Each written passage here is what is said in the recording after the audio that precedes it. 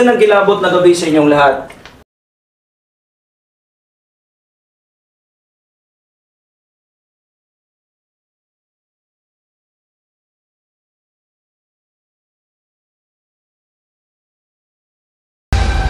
Anong pangalan mo? Pakiulit nga. Pangalan ko si LG. Si Yan yung kasama ko. Si Jericho at saka si Vince. Ikaw, ano yung pangalan nyo? None. None. Cebu Ghost Hunters PH 2. Mga Hunters, nandito kami sa isang loob na abandonadong non-monastery dito sa Cebu. Mga Hunters, itong gusaling ito ay tinayo noong 1933 at inabandona. Mga Hunters, nandito kami ngayon sa loob ng isang non-monastery na siyam na dekada na itong nakatayo at bigla itong inabandona. So mga Hunters, bigla kaming inibitahan na para itong lugar na ito ay aming iimbestigahan. Tingnan natin kung yung kanilang mga eksperyensya at yung kanilang mga sinasabi na meron daw nagpapakita ng mga pugot na ulo na madre at pare sa loob ng non-monastery na ito, ating iimbestigahan. So wag na natin patagalin pa mga Hunters, samahan nyo kami at kasama ko ngayon si Ka-Hunter. Ka-Hunter yan. Mga Hunters, ako naman po si Ka-Hunter LG. At ito ang Cebu Ghost Hunters PH. Let's go. Ako po si Vincent Mondares. Isa lang po akong residente po dito. May isang brother po ditong tumira. Minsan daw natutulog siya. May biglang nagluluto na sa kusina, may naglalakad, may inaayos po yung mga upuan. Yun po, yung minsan nakakita din siya ng madre, pare po. Ako po si Jericho Galgerani po at residente po dito sa aming lugar. Dumadaan sila dito sa labas ng bahay na ito. Mayroong sumisitsit sa kanila. Every night talaga yan kapag dumadaan sila dito. Yung brother ko na last na nabuhay na tumira dito, this year lang siya namatay.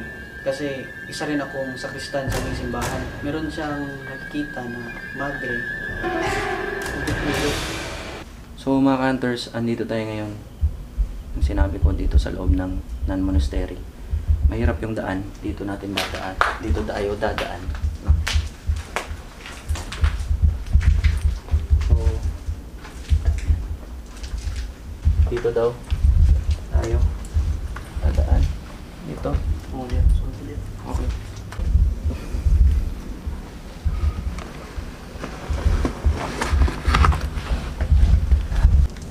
Yung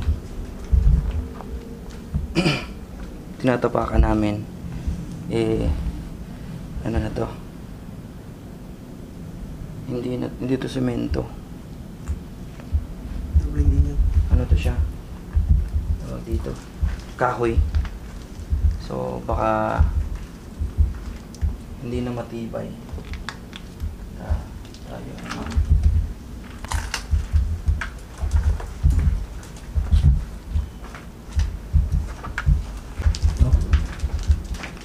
ano yung ano?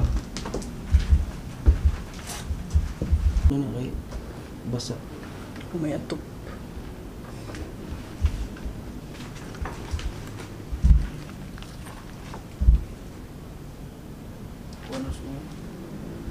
Ito yung ginagamit ng mga Simba ka sa una ba nga? Wala mo buhok mo. madre. Prayer book. Magabangan.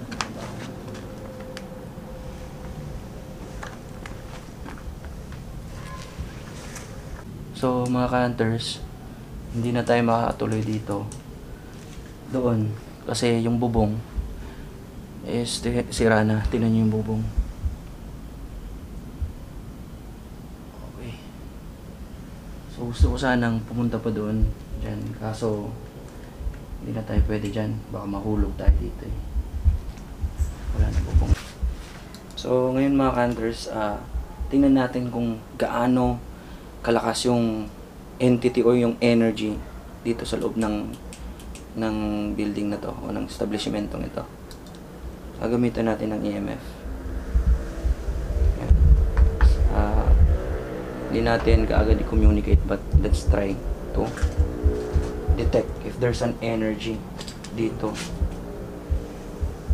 sa loob ng kwartong ito.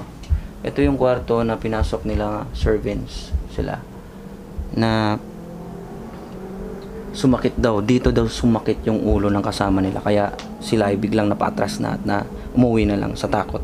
Kasi ayaw nila mapahamak din sila eh. So pag dito, try natin.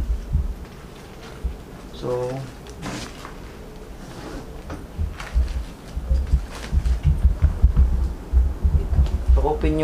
open yung lugar. Wala siyang madidetect na may battery sa paligid. So let's try to communicate.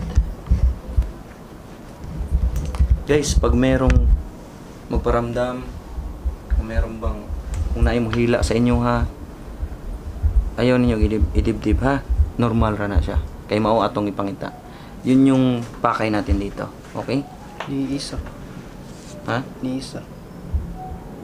Isa ka? Isa ka. Okay. Usa ra ka suga.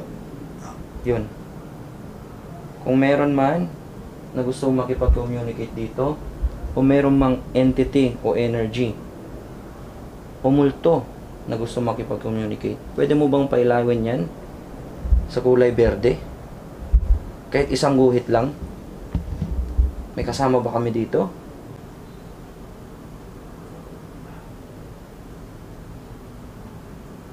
Pwede mo bang pailawin?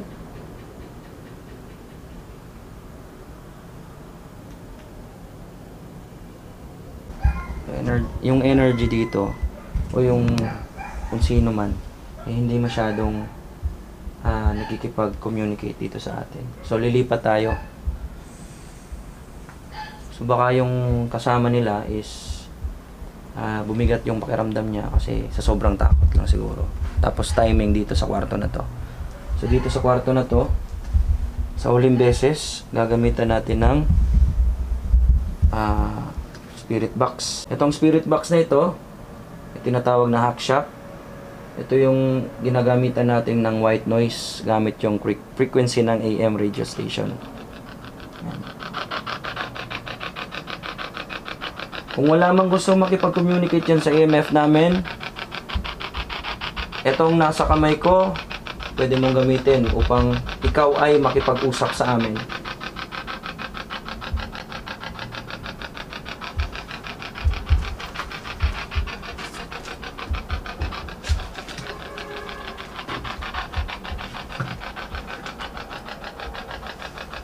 May espiritu ba kaming kasama ngayon dito?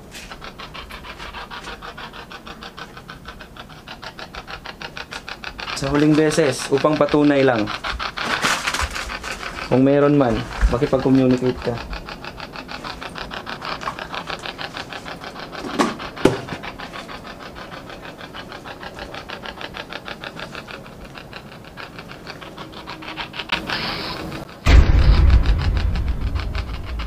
Meron dito.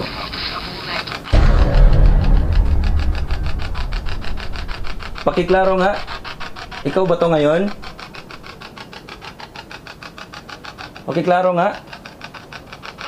Nang iyong sinasabi.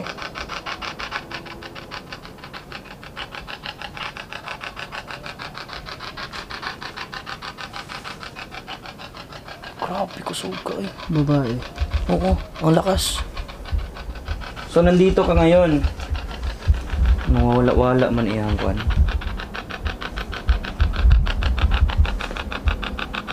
Salamat at nagpag-communicate ka. Wala ka na ba dito? Wala na ba ka dire? Wala ka na ba dito? Kay mo balhin mi, lilipat kami ng ibang lugar. So dito may entity dito pumasok. 'Di ba? May entity dito. Ikaw yun kanina. Pumasok siya tapos nawala ka agad. Possible lumipat na yun. Lumipat siya.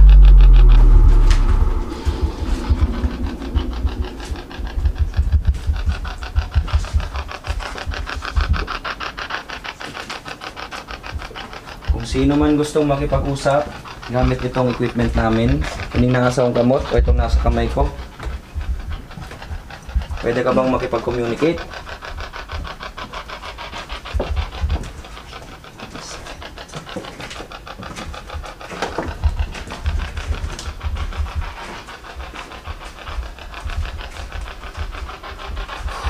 dito.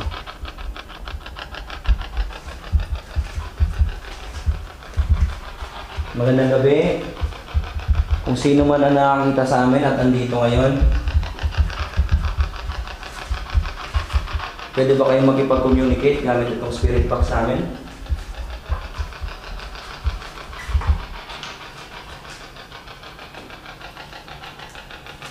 Dito. Andito ka ba?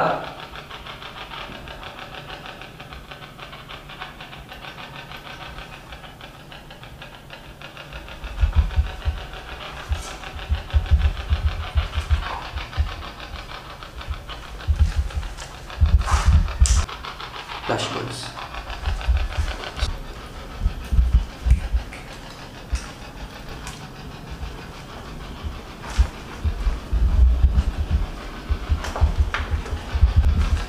Dito, meron magkasama kami dito sa kwarto na ito. O yung madre na sinasabi nila na nagpapakita dito, pugot na ulo.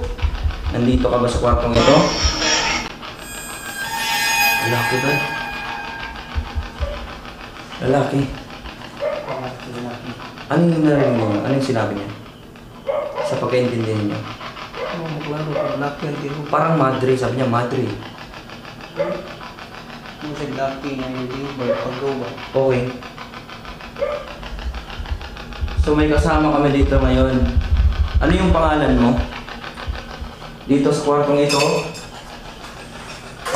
magparamdam ka, gamitin mong spirit box.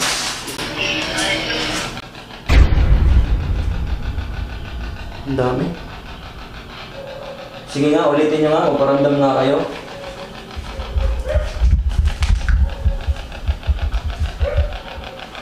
Klaro lang yan sa audio. Edit niyo mga. Kung saan ito atong nag-uho. Ang bigat talaga dito.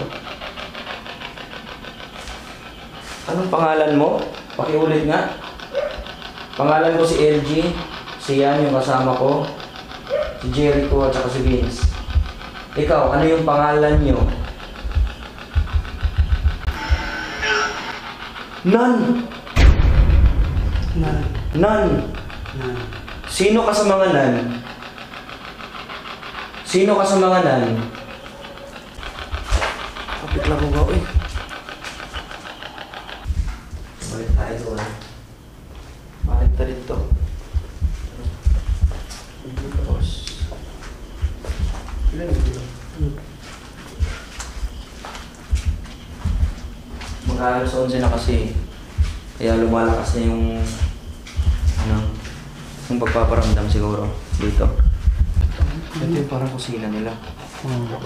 Nadiri ang nagusan sa babaw. Lakal. Lock? So dito mga hunters, itong kwartong ito, may ano daw dito, parang capsule kung saan nagtatago yung mga madre dati. Kung merong kera noong World War II, tama ba? Oh, dito itong pintuan na to. Nakalaksi din sa pagla. Dami siya doon kami tangtang Guba. Toyo.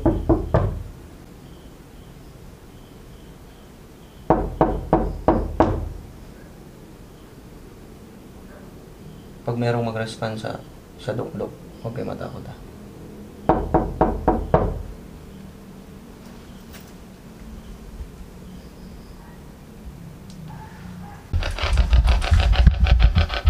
Hindi tayo makapasok.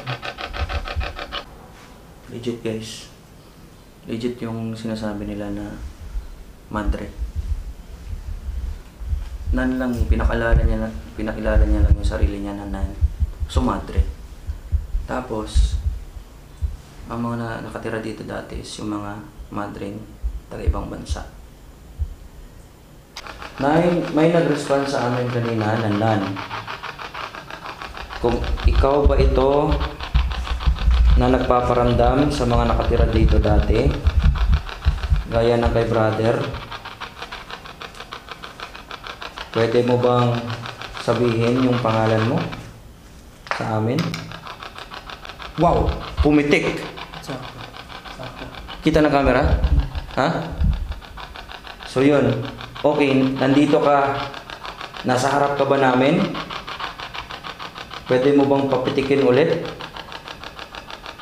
Imposibleng pipitik yan. Wow! Babae. Yung boses.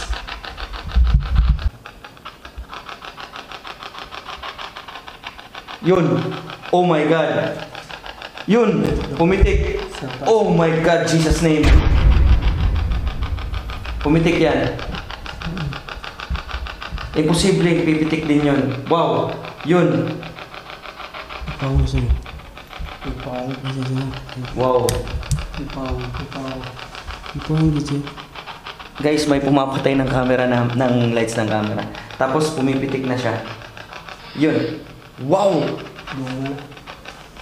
Guys, mga ka-hunter, 3 na yung umiilaw. Yun. Ito, palupat na to, pero ang entity, ang lakas, pinapailaw niya to. Yun. Tignan nyo mga ka-hunter. Wow! Wow, grabe yung entity. Dito nga, mag-response ka nga gamit itong spirit box namin.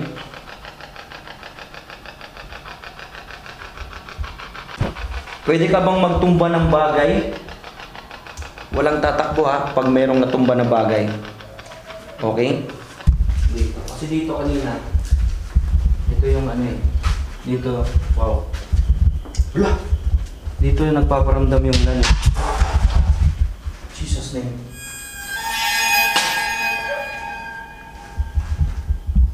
OMG. Nakuha ng camera. Nakuha ng camera yan. Wow. Guys, mga ka-hunter oh. May nagtapon ng parang, ano ba yun?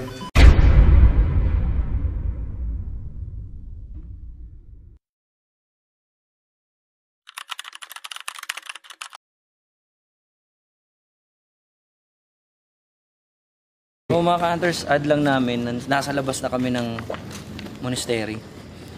Sabi ni Vince, yung saan nag-response yung may nag-response na nan sa sa spirit box namin. Ano yun Vince? Doon yung Diyan huli na tumira yung brother nga namatay this year lang. okay. So nagtugma. Tugma, di ba? Kay Lucky ang tingog sa ni Tubag ba? Okay. So yan.